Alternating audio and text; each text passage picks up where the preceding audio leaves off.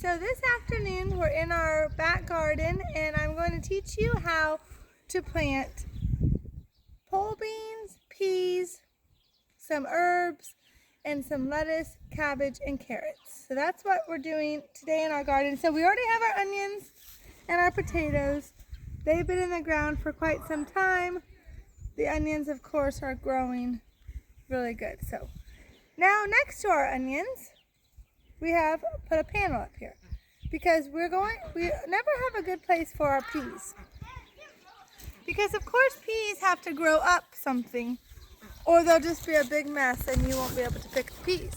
So last year we put them around the fence line, but that didn't really work so well because animals on the other side of the fence could peck at them or get them. So this year we're going to put them down the middle, and this first part will be peas, and then the back part will be pole beans, which are green beans, but they must grow up a pole or some lattice or a panel. So on this side, we're going to plant green arrow peas. So we made a little shallow trench, and what you do is, so this is what they look like. And you just put, we're going to, I guess the tiller, we leave room on the end for the tiller because to get rid of the weeds throughout the growing season. But I'm pretty sure that this will be big enough. So we can start it right here on the end. So you put two seeds together. Now, for peas, we can put them kind of close together because they're just going to grow up and then that way the weeds don't bother us anyways. So about like this. So what is that? About 1.5 to 2 inches apart. Okay? And it doesn't have to be exact, of course. It can just be kind of, you just eyeball it, right? Doesn't have to be. If you get them too close together, a couple of them, well, that's all right. If you get them a little further apart, that'll work too. But you have to have the two together.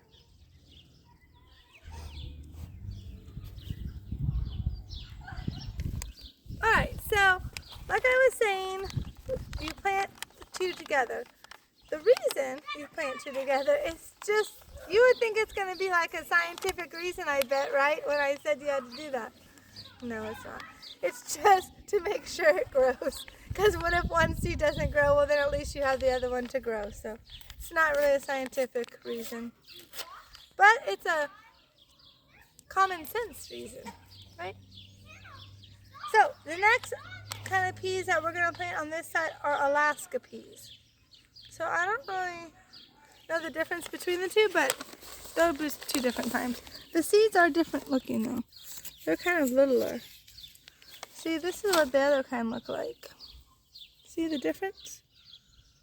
So, I don't know. We'll have to see when they grow what the difference is. So again, just gonna plant them like so.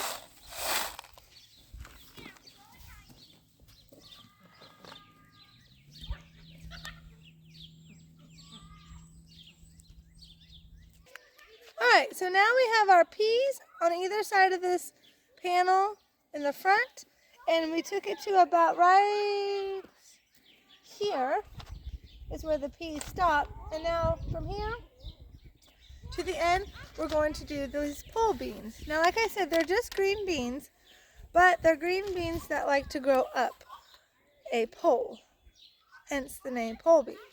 So, see, they're really pretty actually. They're pretty long. 6 inches I think it said, so nice sized bean. So the plant in itself grows tall, but it's alright because it will just go over it. And this is what they look like. And you plant them the same way as you do peas. I just had to find where it ended. I think right about here.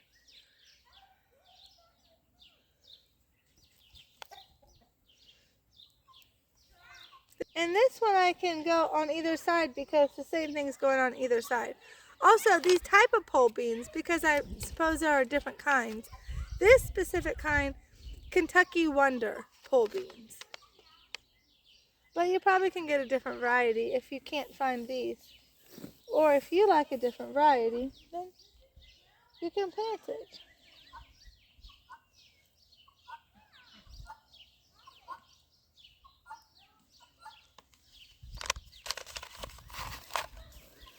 Now, I will tell you a trick though, with the beans and the peas, and like with corn and other seeds that you grow, that you, that when I told you earlier that you had to do it 2 at a time, well, sometimes you want to get in a little bit of a hurry. So actually you could just kind of like gently like throw them a little bit, not too bad, but you know, I mean, they're still kind of in pairs, but like, you know, just kind of be a little faster if you need to, because I know for us that's kind of what we do. We kind of have to do a little quicker, so it's like, all right, you know, if it's not perfect. So that's a little tip. And if you have to do it in a little bit of a hurry, you can just kind of sprinkle them as you go. All right, so we have them planted now. The next step is to cover them. You don't want to cover them very deep. You don't want to compact the dirt on top of them, or they're not going to be able to grow through the dirt. So for this instance, we're just going to use my boot, and I'm just going to lightly put about an inch and a half of soil on the top. So you want to make sure they're covered, of course, because of the birds, and so they can grow. But you don't want to like stomp it down either. You want it to be loose. Sometimes we use a rake, but right now I'm just using my boot. Like that.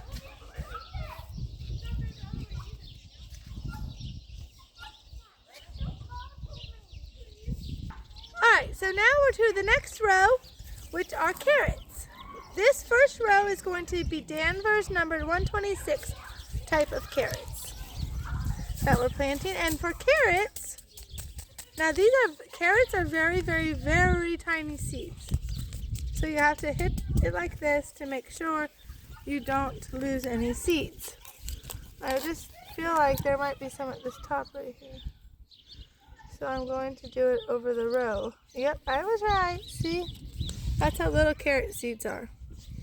And of course, because we bought these, we don't want to waste any. So, okay, so for carrot seeds, you can just sprinkle them like that. Maybe about 3 to 4 every inch. Of course, they're so little, once you put them in the dirt, you're not going to be able to see them. So, you know, just kind of sprinkle as your hand goes. I'll show you. So some of them are stuck in the bag, so hold on. So, this is what we'll do. I'm just going to take a pinch of them in my finger, and I'm just going to go like that. So see, I'm sprinkling as I am moving my hand kind of back and forth, like so. Of course, you can kind of feel how many you are letting out as you go. And then you have to kind of remember where you left off, because you can't see them. Look in the dirt, you cannot see them. They're so little. And they really blend in with the dirt. So that's why it's kind of, carrots are a little harder to plant. You have to pay close attention.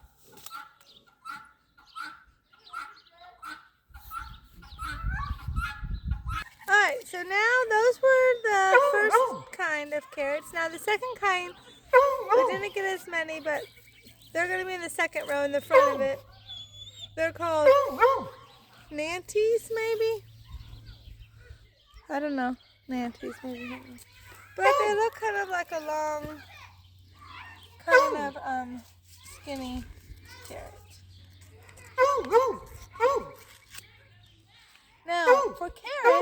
after you plant them, when you cover them, they cannot be covered very much, just about 1/4 of an inch of dirt. Because in the past, we have accidentally covered them too much, and they really won't grow. Because think about it, these things have to, once they're germinated, and then they have to grow up through the top of the dirt, but then the vegetable is growing underneath, so they need a lot of time. Well, if they have too much dirt to have to come up to get to the sun, well then by the time they get through the sun, I mean, it's going to be dead. It's not going to be able to do it. They're not going to get the food, the sun in time. So you really cannot at all cover them very much at all. So today I'm just going to use my hand. Sometimes you can use a rake, but today I'm just going to use my hand because we don't have very much of it. And that's what I'm going to do. Now also, when I was planting the other carrots, I was going to tell you all what we like to do with carrots here at our house. Well, carrots are really good. The kids like carrots a lot. We use carrots for a lot of different things. We can use them for a lot of different things. So what we do when you plant the carrots, once they're ready, then we pick them, and then we cut them up, wash them, and cut them up into chunks like that's big. And then we freeze them. You can can them. We've canned carrots before too, but freezing is a lot easier. A lot less steps, a lot less time. So I have decided over the years, we've done a lot of canning, we've done a lot of freezing. Certain vegetables I like to freeze better than can. For example, carrots, I like to freeze instead of can. Corn, definitely I like to freeze instead of can, because let me tell you, canning corn, it's sticky because there's a lot of sugar in corn. And it is just a mess. And it's not, I like it frozen better. So, freeze corn, we freeze corn. Freeze carrots, like I said. And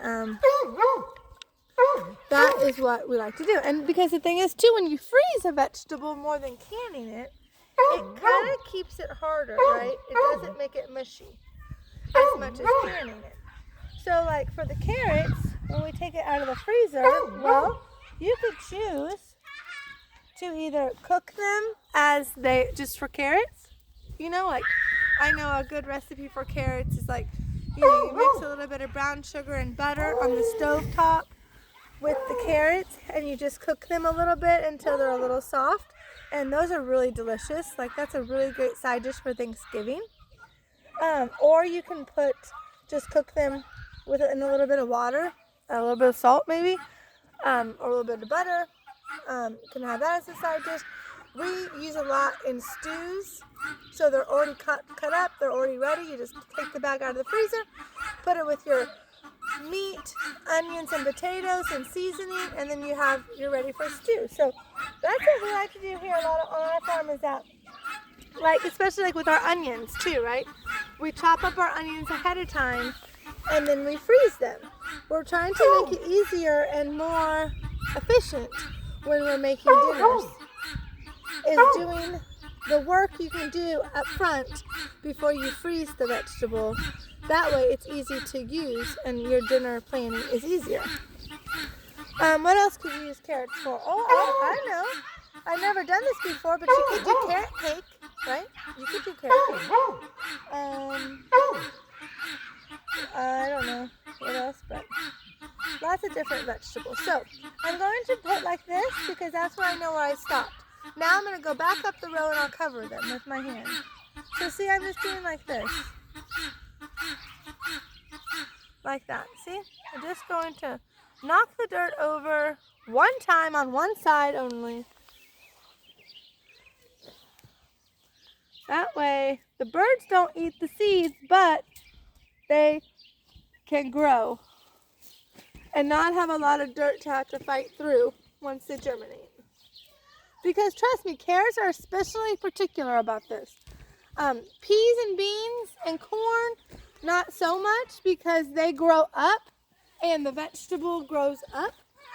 This is particular because, like I said, it has to grow down. So maybe, I think beets are probably the same way. You don't want to cover them too deep. Turnips, probably. Anything that's like a root vegetable, right? Now, potatoes are a little different, but they're kind of the same.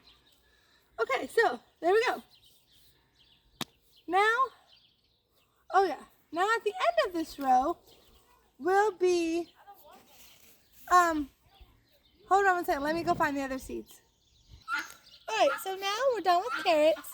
Our next seed is cilantro. We use cilantro in our salsa, our homemade salsa that we make, which we'll be doing soon. Actually, from our tomatoes last year that we froze. I've never had the time to do that yet, so I would like to make that salsa, get those tomatoes out of the freezer before, of course, the new tomatoes come in. So this cilantro hopefully will be ready. We'll wait until it's ready, and then we'll make the salsa. So this is what the cilantro seed looks like. These, you don't have to really plant necessarily together, like two together. You can just plant one seed every 2 to 3 inches. Or you can just sprinkle it in. It just really, it's up to you. It actually doesn't really matter. It's just if you want to use all your seeds or if you have a big area, however you can fit it in. So, it's nothing that has to be a big rule. So I'm just kind of dropping one at a time and going down.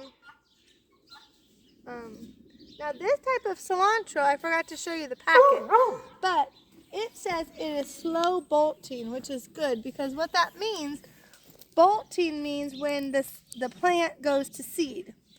So you can collect the seeds, but then once it does that, you can't really eat the vegetable. It turns bitter. Lettuce does it, spinach does it, cilantro does it. Anything that doesn't really have a seed in the vegetable does it. Then that's how you collect the seeds, of course. So, like for us, we like to collect our own seeds some years. This year we didn't do it. Last year we didn't do it for this year. But when we do it, the things that don't have seeds in the vegetable that we would save to collect the seeds out of the vegetable, then there'll be like a portion of the plant. Like this year we're going to do it, right? So this year there'll be a portion of the plant, of the cilantro, that we will let grow and grow and grow and grow. We will let it go to seed, and then we will collect the seeds from it. And stay tuned to my channel because as the season goes on, I will show you how you collect seeds from vegetables that don't have it in the vegetable, that bolt. So I'm going to try to do it with lettuce and cilantro, and I'll see what else we might grow this year that we'll need. Oh, cabbage. I bet you could do it with cabbage. Let's try to do that this year. We'll do that. Okay? So, and then what you could do, like for the cabbage, like you could have it go to seed, a couple of them, and then you could take, when it's the next year, you could take the seeds, start little plants in your greenhouse, maybe, because you buy it as little plants like this, and then let it grow in the greenhouse, and then you can bring the plant outside into your garden. Let's do that. We're going to do that this year. For next year. So stay tuned and watch me so I can do that, and you can learn how to do it too. Okay, so that's pretty good, I think. That's pretty good. See, it's pretty good for the cilantro. Maybe a couple at the end. Okay, so I still have seeds left, but like I said, we'll just save these. We might do another batch later when those new tomatoes, when we plant the other tomatoes, maybe we'll plant some of this by them. So then when I do whatever I'm doing with that one, then we can have more fresh cilantro. Also, a quick tip is that herbs, dill, cilantro, probably another kind of herb, you can also freeze it. Speaking of freezing stuff, right?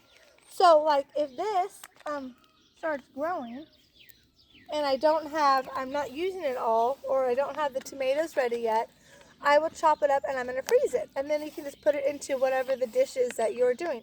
Now I suppose too, cilantro, we just use it in salsa, but I think you could use it in a bunch of different dishes. So, hey, same with any other herbs, right? So it's always good.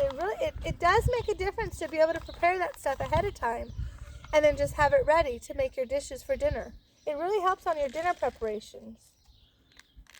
I really believe that. So that's why I like to do it like that. Because, you know, it's hard sometimes to cook dinner. If you've been busy during the day, if you go to work, if you have kids, then at the end of the day, you're kind of tired already. So it's you can make easy dinner and you already have all the stuff ready because you prepared it in the summertime and, you know, when you were growing it or whatever, it makes it a lot easier. So now we're going to cover this up. I believe it will be the same about way, but maybe an inch now. It can be a little bit more deeper than the carrots, more like the peas and the beans. So, but I'll just use my hand because there's not that much. So I'll just start over here and I'll just like that. One side again, but it can be deeper, a little bit more that you're pushing it. Our cotton got out. Our little baby milk goat, not milk goat, bottle baby. She got out of her thing. I guess she's looking for us. I thought she sounded really close to us. Okay, well, here's Cotton. I told you she found me. She heard me talking to you guys. And she likes to come out. So her sister Lollychops is mad because she left her in the pen. But they're just getting to be the age where they want to start eating stuff, grass and hay, and kind of get into trouble. So that's why we had to keep them put out. But I don't know how she got out, to tell you the truth. But all right, well, let's do our next row, which will be cabbage, I believe. Now that will be starting of that way, and I'll get the cabbage. So now here's our cabbage. Now, like I said, we didn't save or seed some cabbage last year. You know, stuff happens, right? So it's not all the time going to be ideal. So we had to buy cabbage. Not a big deal. But this is late season. So it's flathead, kind of like flathead Dutch. The reason it's late, so it grows really big heads, right? So you want to plant them about 2 feet apart because they are going to grow big. So all you do with the plant, you just kind of squeeze the bottom like this so then you can get the roots out and kind of loosen it like this and watch what happens. Then you kind of put your fingers through all of them and then you can kind of shake it and ta-da, all 6 of them. Then you flip it over and then what I'll do is I'm gonna lay them out and then I'll come back and bury them. So like I'll put one here and then about 2 feet, about maybe here maybe. This looks good to me. And like right about here. And right about here.